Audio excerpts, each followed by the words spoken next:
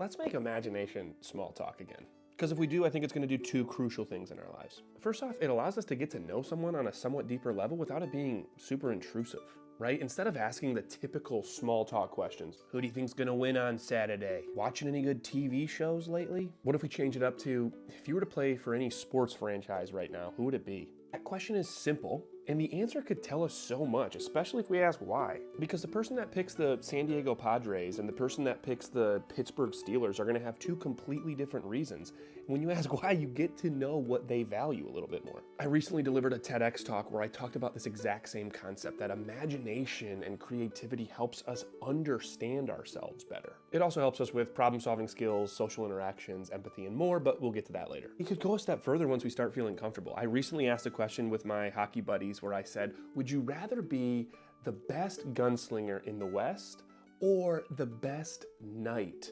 in the realm? And their answers fascinated me.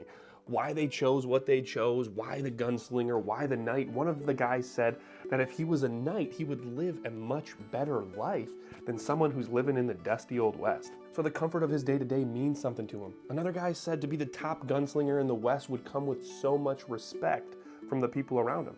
That's something that means something to him. So making imagination small talk, again, one, allows us to know the people in our life a little bit more, and two, small talk is what leads to big talk. And there's a lot of us out there that want to talk about the big talk. What religion fascinates you? What core values are important in your life? Who are you voting for? But to start conversations this way is difficult, and if anything, it's off-putting. Small talk creates comfort with someone.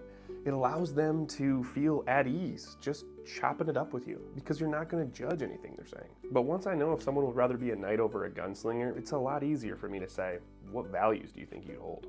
And why is that important to you? So, what small talk imaginative prompts do you have? Throw them in the comments below. As always, if you like these daily reminders, like, follow, share, check out what we're up to, and I'll see you in the next video.